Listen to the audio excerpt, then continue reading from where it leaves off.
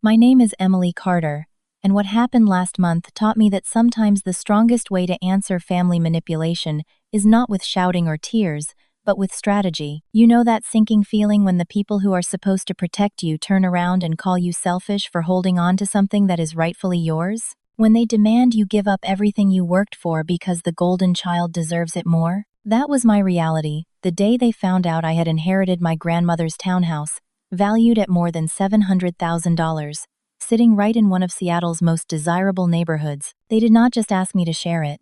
They showed up with a realtor already lined up, folders full of market projections, talking about cash offers. They told me if I refused to sell and split the money, I would be cut off from the family for good. No holidays, no birthdays, no contact. Erased like I never existed. But what they did not know was that I had already made a move they would never see coming. I had already sold the property 3 days before they staged their intervention. And when they finally saw who stood in that house, my mother's voice cracked into a scream that echoed down the block. Before I tell you how my sister's own boss became my secret weapon, I want to know something.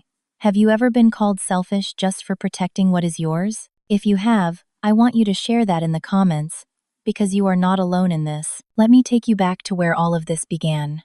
Growing up as the older daughter should have meant something, at least in theory. Maybe in other families it does. But in mine, charm outweighed effort every single time. And my sister Claire was the master of charm. While I caught the city bus at 6:30 every morning to get to public school, my parents drove Claire across town to her private academy, a school that cost more than most people's yearly salary. Whenever anyone questioned it, my mother would say Emily is independent. She does not need what Claire needs. Translation: Emily does not deserve what Claire deserves. I remember the exact day I came home with straight A's on my report card. I laid it proudly in front of my father at the kitchen table. He glanced at it for all of 2 seconds before asking if I had seen Claire's painting. It had been chosen for a district showcase. My achievements were expected, barely acknowledged. Hers were treated like miracles. Ballet classes, violin tutors, summer camps in Europe, Claire had them all. The one time I asked if I could join the debate team, which required a $200 fee, my father told me we needed to prioritize spending. That same week, they bought Claire a brand new laptop for $3,000 so she could pursue her creative passions. But through all of that, there was one person who never let me feel invisible. My grandmother, Margaret. While my parents clapped at Claire's recitals and exhibitions, Margaret slipped into my room, asking about my robotics club projects, listening to me talk about my part-time job at the library. One night when I was 16, after my parents skipped my National Honor Society induction to attend Claire's dance performance, I asked Margaret why they loved her more. She held me close, her lavender perfume wrapping around me like armor. They don't love her more, she whispered. They love themselves more, and Claire reflects who they wish they were. You, Emily, reflect who they actually are, and that terrifies them. I built my life on those words. While Claire floated through college on my parents' money, changing majors 6 times, I worked 3 jobs to put myself through state school. While she studied abroad and posted pictures from Paris, I graduated with honors in accounting. Practical, not glamorous, but real. The day I got my CPA license, Margaret was the only one who showed up to celebrate. My parents were in Cabo for Claire's engagement party, celebrating her relationship with a man she had met 3 months earlier. That engagement ended 4 months later, naturally. You might think after years of being overlooked, I would be numb, but some moments still cut deeper than others. My 25th birthday landed on a Saturday. I had dropped hints, hoping for at least a dinner together. I woke up to silence. No calls, no texts. Around noon, I saw my mother's social media post, shopping day with my baby girl. The picture showed her and Claire holding champagne glasses at Nordstrom, arms full of bags. It was not even Claire's birthday month. When I graduated summa cum laude, my parents sent a text that said congratulations. When Claire finally graduated 2 years later, barely scraping by, they threw her a party for 50 people and hired a photographer. They called it a celebration of our shining star's journey. But Margaret never forgot me. She showed up with homemade lasagna when I passed my licensing exam. She framed my first business card. She told her book club about her brilliant granddaughter, the accountant. "You are building something real," she would say. "And someday when I am gone, you will have more than just my love to remember me by." I thought she meant her jewelry or family photos. I never imagined she meant the townhouse. The 3-story brick townhouse on Pine Street where I had spent every holiday, every summer. While my parents were too busy chauffeuring Claire around, I learned to bake in that kitchen, to garden in that backyard, to believe I was worth something inside those walls. When Margaret passed, I felt like I had lost my only real family. But then the attorney called, and everything changed. Growing up in the Carter household was like living in 2 different worlds under the same roof. On one side was Claire, the dazzling daughter who could do no wrong. On the other was me, the daughter who was expected to survive on scraps of attention and praise, always reminded to be grateful because, as my mother liked to put it, we give Claire what she needs, and you're strong enough on your own. That word strong became their excuse. Strong meant I did not need new clothes, while Claire's closet overflowed with dresses still tagged. Strong meant I could wait for a second-hand laptop while Claire got the newest device every school year. Strong meant I walked 3 miles home from practice because there was no gas money for me, even as they filled the tank twice a week to drive Claire to her ballet rehearsals. My childhood was a running tally of sacrifices, each one explained away because I was supposedly the capable one. But capability is not the same as being loved. It is not the same as being seen. The worst part was that Claire believed it too. She carried herself like she was owed more. If I got a B+, it was barely worth mentioning. If she got a C-, it was cause for a family meeting to discuss how they could help her thrive. She grew up thinking her smallest struggle was an emergency, and my biggest success was routine. Still, I pushed myself forward.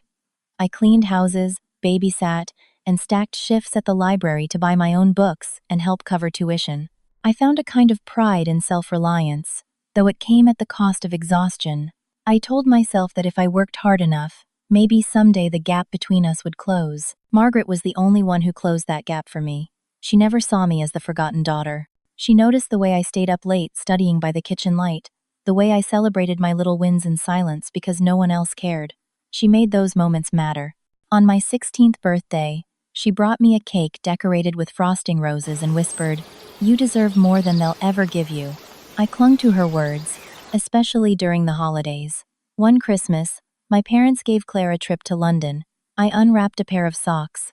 Margaret leaned across the table and slipped me a small velvet box containing a silver necklace. She told me it had been hers when she was my age. I wore it every day after that, a reminder that at least one person thought I was worth something. High school bled into college. I commuted to save money, working late nights at the bookstore and early mornings at the cafe near campus. Claire was busy switching majors and hosting parties in her apartment downtown, paid for by our parents. She was still the golden child, and I was still the afterthought. But Margaret kept me steady. She showed up at my campus with lunch when I had finals. She mailed me letters with clippings about accounting firms, always signing them with, "I believe in you." The day I walked across the stage to collect my diploma, she was the only one cheering loud enough for me to hear. My parents were not even there. They were in Mexico, celebrating Claire's engagement to her newest boyfriend. I wish I could say I stopped caring. I wish I could say the indifference hardened me so completely that their absence did not hurt anymore, but it always did. Every birthday ignored, every milestone overlooked. It left a bruise I learned to carry quietly. Margaret, though, never let me forget that my worth was real. She told me that someday my persistence would matter more than Claire's charm. She promised me that the life I was building, brick by brick, would stand when the glitter of favoritism faded. That promise came true the day she passed. Losing her felt like losing the only person who truly saw me, and for a while, I could not imagine facing the world without her. But then came the phone call from Attorney Lewis. His voice was calm, professional, but the words made my heart stop. Margaret had left her townhouse on Pine Street to me. Only to me. I sat in his office while he read the will aloud, my parents shifting uncomfortably beside me. Claire stared straight ahead, as if refusing to believe what she was hearing. The townhouse was worth more than $700,000, but to me, it was not about the money. It was about the life I had lived there. The afternoons baking cookies with Margaret, the evenings she read to me on the balcony, the quiet mornings in the garden where she told me I could be anything. My parents were stunned into silence. For once, they had no prepared speeches, no excuses. Claire finally broke it, her voice trembling. "That must be a mistake. Grandma always said we'd share everything." Attorney Lewis shook his head. "The language is very clear. The property belongs solely to Emily Carter. There are no sharing provisions. I felt my chest tighten. Relief, grief, disbelief, all tangled together. The townhouse was mine, not ours, mine. For the first time, something belonged to me that they could not take away. Except, deep down, I knew the fight had only just begun. The townhouse on Pine Street was more than brick and mortar to me. It was the smell of cinnamon rolls in the kitchen Margaret taught me to bake in, the warmth of her hand guiding mine as I planted marigolds in the backyard, the safe place I retreated to whenever home became unbearable. Every corner whispered with her presence. To my parents and Claire, it was an asset, a quick path to cash. To me, it was sanctuary. The day after the will was read, my phone began to buzz. My mother's voice on the line was uncharacteristically sweet. "Emily, honey, a house is a big responsibility. Maybe too big for you to handle alone. We just want to help you." The next call was my father. "Be practical, Emily. Sell it, split the money. It's what Margaret would have wanted." But I knew better. Margaret's voice echoed in my memory, telling me she wanted me safe, stable, free from the cycle of being overlooked. She had given me this gift with clear intention, yet my parents twisted her decision into a moral failing of mine. Then came Claire, crying on speakerphone. "I'm not saying you should give it to me, but can't we at least share? I'm starting my life with Adam. We need a home. You already have your apartment." My apartment was a cramped one-room studio in a rundown building, where the heater rattled in winter and the water turned cold halfway through a shower. But to them, that was more than enough for me. The calls multiplied, growing more insistent. Texts arrived at dawn, continued past midnight. "Family means sharing. Don't be selfish. Grandma would be disappointed." I almost laughed at that one. Margaret, who had deliberately excluded everyone else in her will, disappointed in me for honoring her wishes. Still, the pressure wore on me. The group chat with my extended relatives lit up, all parroting the same message. Aunts and uncles who hadn't spoken to me in years suddenly wrote long notes about fairness and unity. Cousins weighed in, telling me to think of Claire's fragile nature. Even family friends joined in, like they'd been fed lines from my parents. Everywhere I turned, the chorus was the same. Claire needs it more. But why was her need always bigger than mine? Why did her comfort always outweigh my survival? I read their messages late at night, my phone glowing in the dark, my chest tightening with each word. One evening, my father sent the ultimatum. "Either you agree to sell and split the money, or you are no longer welcome in this family. Your choice." I stared at the message for a long time. A part of me, the part still aching for their approval, wanted to give in, to believe that if I just sacrificed again, I would finally earn love. But another part of me, the part Margaret had nurtured, knew the truth. Love given only when you surrender everything is not love at all. The townhouse was not just a property. It was stability. It was a 10-minute walk to my new job as senior accountant at a tech firm. It was the end of skyrocketing rent and the chance to finally have a space of my own, with a home office and maybe even the possibility of consulting work on the side. I imagined my life there. Coffee in the kitchen Margaret had filled with laughter, evenings reading by the window seat, weekends tending the roses. For once, I could live without fear of eviction or another round of my landlord's excuses about broken plumbing. For once, I could breathe. But my parents did not care about any of that. They wanted control. They always had. The Thursday before the meeting at Attorney Lewis's office, my phone buzzed with a new message from an unfamiliar number. "Emily, this is Daniel Park. I heard through professional channels you might be selling a property on Pine Street. I'm very interested. Can we talk?" Daniel Park, my old study partner from college, now the CEO of the very company where Claire had just been promoted to marketing manager. Life had a sense of irony. I looked at my father's ultimatum again, then at Daniel's message. For the first time in weeks, I smiled. I typed back, "Yes, let's talk, but it needs to stay confidential." His reply came instantly. "Understood. I can meet tonight. And Emily, this time, you call the shots." I felt something shift inside me. For years, I had been the girl who endured, who bent to keep the peace. But sitting there, phone in hand, I realized I had the chance to choose differently. The townhouse was my future, not a bargaining chip for Claire's comfort. My parents wanted me to sell? Fine. But they never said who I had to sell to. The days leading up to the meeting at Attorney Lewis's office felt like a siege. My phone became a weapon turned against me, buzzing every hour with demands, guilt trips, or tearful pleas. I stopped answering, but that only made the messages come faster. At 6 in the morning, my mother would text, "Family means sharing, Emily. Stop being selfish." At midnight, Claire would call, sobbing so loudly I could hardly make out her words. "You don't understand, Adam and I can't afford a house in this market. Do you know how humiliating it is that you got a home for free while I have to struggle?" Struggle. That word coming from Claire, who had never worked a weekend shift, who had her luxury apartment paid for by my parents, who drove a car they bought her outright, felt like an insult. But she believed it. To her, not being handed a townhouse was suffering. Then came the coordinated effort. Aunts and uncles I had not heard from in years suddenly reached out, one email after another, all with the same tone, the same phrases, as if they had rehearsed it together. "Think about what's best for everyone, not just yourself. Claire has always been delicate, you've always been strong. Don't let property come between family." It was clear. My parents had rallied the entire extended family into their campaign, and I was the villain in their story. One night, exhausted, I sat staring at my phone, scrolling through the endless chain of accusations. My chest felt tight, my head heavy. I wondered if it would be easier to give in, easier to sign the papers, take the money, and cut the fight short. That old hunger for their approval whispered to me again, "If you bend this time, maybe they'll finally see your worth." But I remembered Margaret's voice. "You are building something real, Emily." And I held on to that like a lifeline. The pressure reached its breaking point the night before the meeting. My father called, his voice sharp with finality.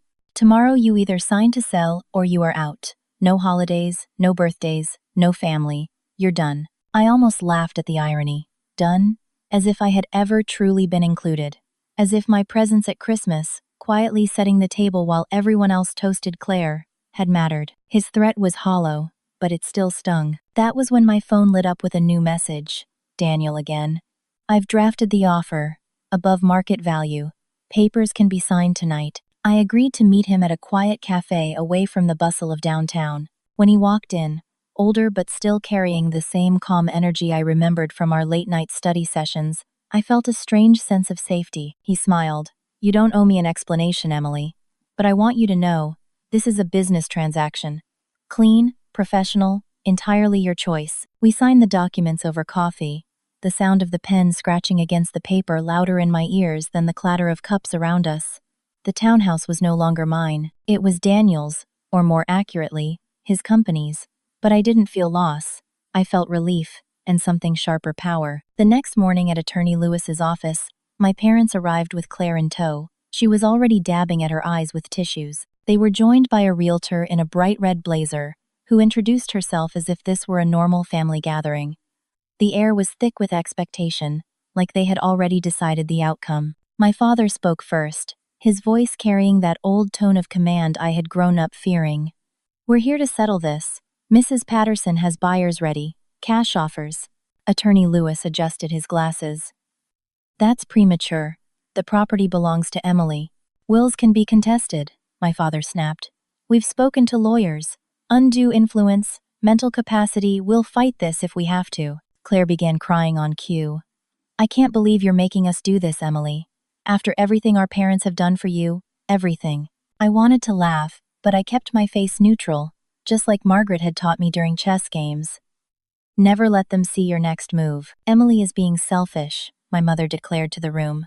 "One daughter hoarding property while the other struggles to build a future." Claire sniffled. "I just want fairness. Is that too much to ask?" The realtor slid papers across the table. "If we list today, I can have it sold within a week. The market is hot." My father leaned forward. "Emily will sign, today, now." I sat there, calm, while my phone buzzed silently in my pocket. A new message from Daniel. Contract recorded with the county, all finalized. I looked at each of their faces, so confident, so certain they had cornered me. And for the first time, I did not feel small in their presence. I felt steady. "Actually," I said, standing up, "there's something you should know." "Sit down, Emily," my father barked, the same voice that once froze me as a child. I stayed on my feet. "The only thing you need to know is this. The townhouse was sold 3 days ago." The room fell silent. Claire's tissue slipped from her hand. My mother blinked rapidly, as if trying to process what I had said. My father's face darkened. Sold? He demanded. To who? I let the pause hang, just long enough for the tension to crackle. Then I said, to Daniel Park. Claire went pale. My mother gasped. My father sputtered. Daniel Park? The CEO? The door opened behind me, and there he was, calm and collected in a tailored jacket. He nodded politely. Good morning. I believe we're discussing my property. The silence in Attorney Lewis's office stretched so long I could hear the hum of the fluorescent lights above us. My mother's mouth opened and closed like she wanted to speak but could not find the words. My father's jaw clenched so tight I thought his teeth might crack. Claire looked as if the ground had shifted under her feet.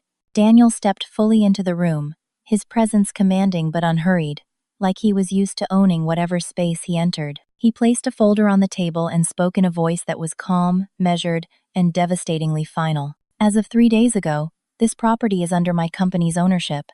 The deed is recorded, the funds have cleared, and everything is legally binding. There is nothing left to dispute. Claire's face drained of color.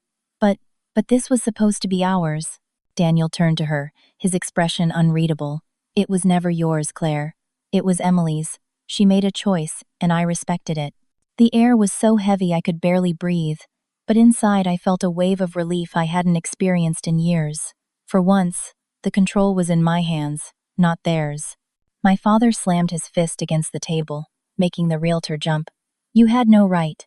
I had every right, I interrupted, my voice steady in a way that surprised even me. It was my inheritance, my decision. For once, I didn't let you make it for me. Claire's tears turned to anger. You ruined everything. Do you know how embarrassing this is?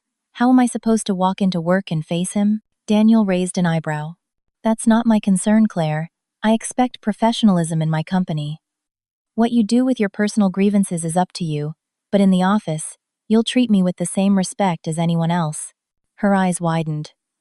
You mean, I still have to work there? Yes, Daniel replied, his tone even sharper now.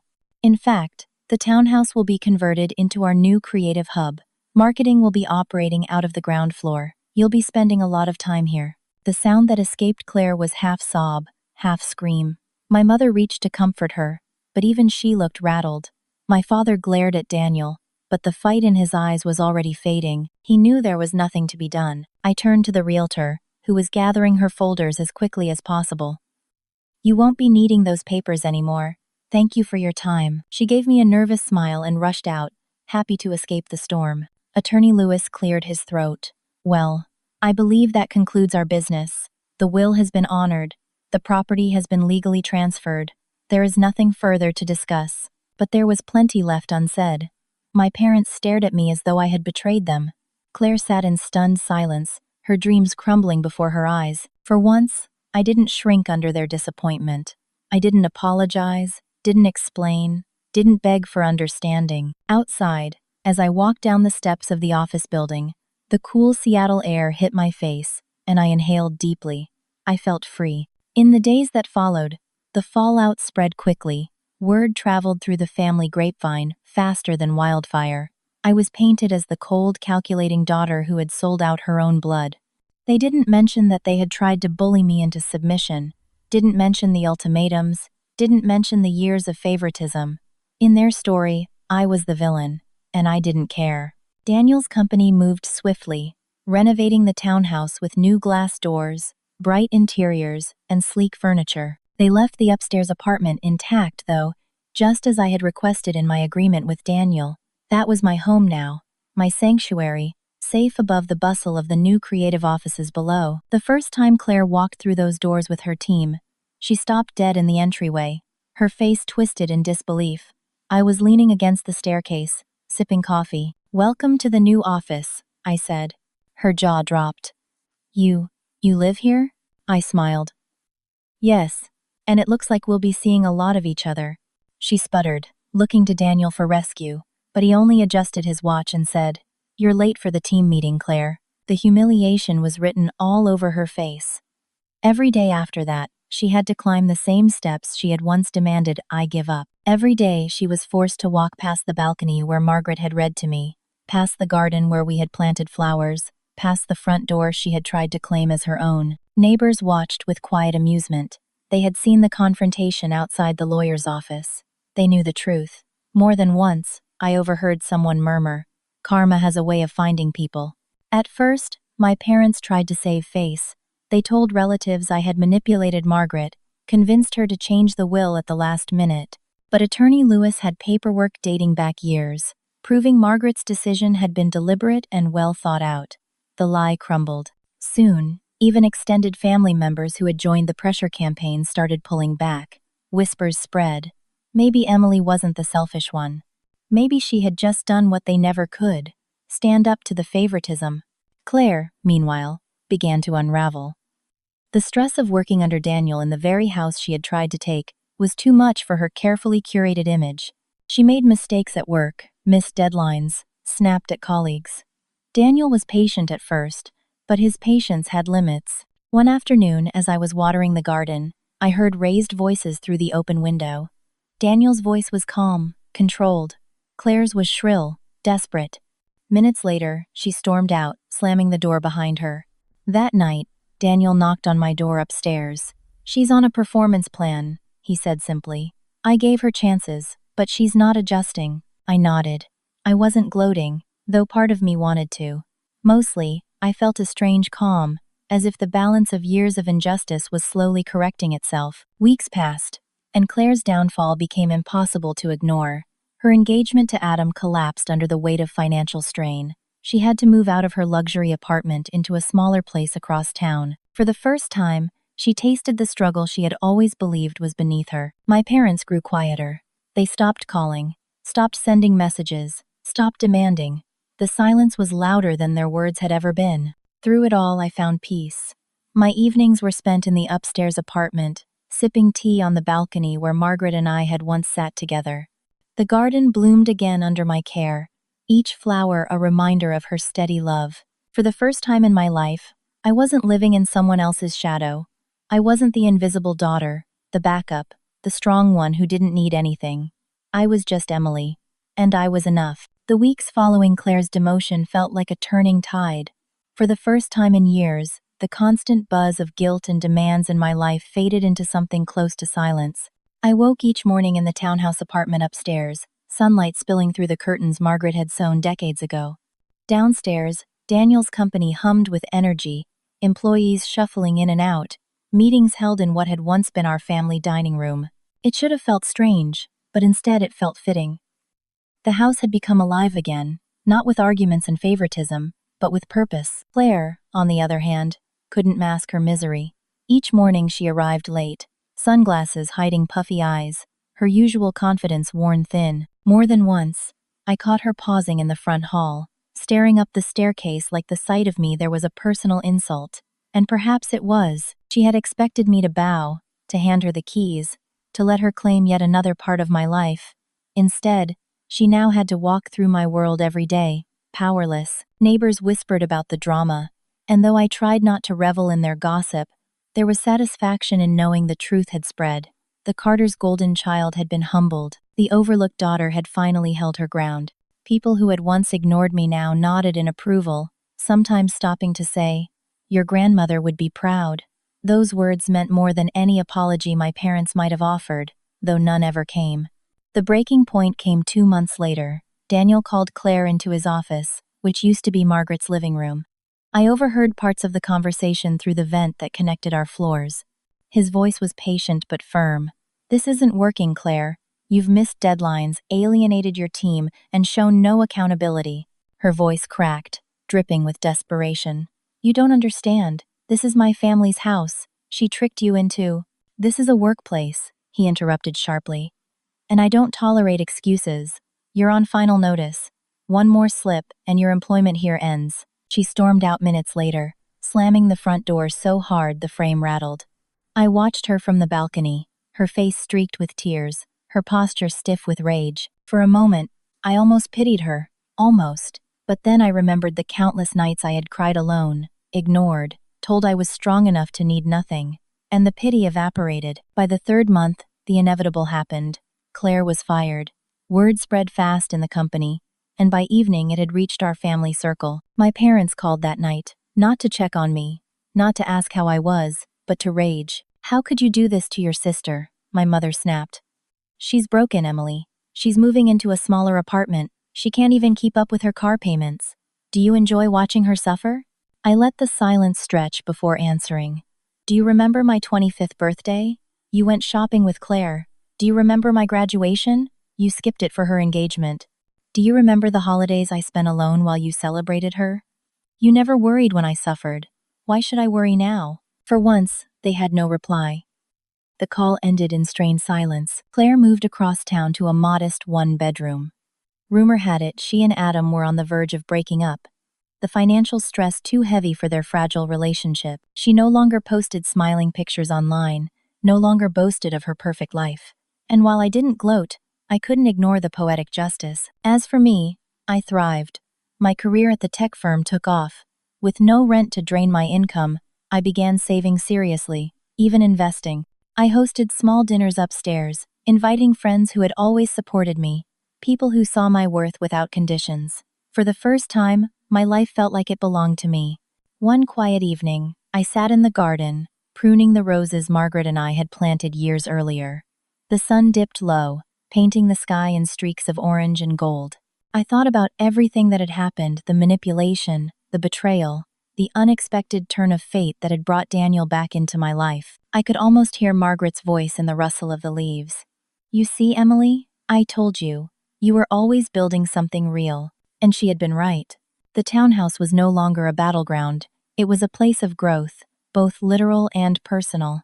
Downstairs, creativity thrived. Upstairs, I found peace. And though Claire might forever resent me, I no longer needed her approval, or my parents', or anyone else's. For years, I had been cast as the invisible daughter, the strong one who required nothing. Now, I stood in the light of my own making. For once, I wasn't just surviving, I was living. 3 months had passed since the storm finally broke, and life inside the townhouse settled into a rhythm that felt both peaceful and empowering. Mornings began with coffee by the upstairs window seat, sunlight spilling across the worn wood floors Margaret had polished every spring. I would hear the murmur of voices downstairs, Daniel's team gathering for meetings, their laughter and conversation drifting upward, like a reminder that the house was no longer a stage for family drama, but a place of progress and creation. Some evenings, when the offices emptied and the city grew quiet, I would walk through the rooms alone, running my hand along the banisters, pausing in the kitchen where Margaret had taught me to roll dough. It no longer felt like a battlefield between me and Claire, or a prize to be fought over. It felt like what Margaret had intended it to be all along, a sanctuary, a space where I could finally exist without apology. The letters Margaret left behind were tucked neatly in a wooden box by my nightstand. I reread them often, each one laced with her steady wisdom. In one she wrote, "You don't have to earn your worth, Emily. It's already yours." In another, "The family may never see you clearly, but that does not mean you are invisible." Those words healed wounds I hadn't even realized were still open. Meanwhile, the silence from my parents stretched longer with each passing week. They no longer called, no longer sent messages, no longer tried to twist the story to make me the villain. Maybe they had grown tired of fighting a battle they couldn't win. Or maybe, for the first time, they were forced to face the truth. They couldn't control me anymore. Claire's downfall had become the talk of whispers in our circle. Once paraded as the shining star, she was now barely scraping by, her relationship with Adam over, her job gone, her apartment downsized. I didn't celebrate her pain, but I couldn't ignore the symmetry of it all. For years, I had been the one surviving on little, scraping by while she thrived. Now, for the first time, the roles had shifted. But this story was never about her downfall. It was about my freedom. I didn't just inherit a townhouse. I inherited peace of mind. I inherited independence. I inherited proof that sometimes the quiet resilience of years can lead to a single moment that changes everything. As I tended the roses in the garden one Saturday, the same garden where Margaret had once guided my small hands into the soil, I felt a stillness settle over me. For so long, I had defined myself by what my family withheld. Now, I defined myself by what I had built, by what I had protected, by what I had finally claimed as mine. Margaret had always said the loudest answer to cruelty isn't shouting, it's building a life they can't take away. And sitting there, the air fragrant with roses and earth, I realized she had been preparing me for this all along. So, if you've ever been caught between protecting your peace and giving in to family pressure, hear me when I say this. You don't have to give away the pieces of yourself just to be loved. Sometimes the bravest choice is to stand your ground, to choose yourself, even when everyone calls you selfish for it. And if you've ever had to fight for what was rightfully yours, I'd love to hear your story. Share it below. Because maybe, just maybe, your voice will remind someone else that they're not alone in their battle either. If you believe strategy is the best revenge, then let's make sure this story reaches the people who need it most. Like this video so it finds its way to them. Because in the end, this isn't just my story. It's a reminder. Sometimes the best way to win is simply refusing to lose yourself.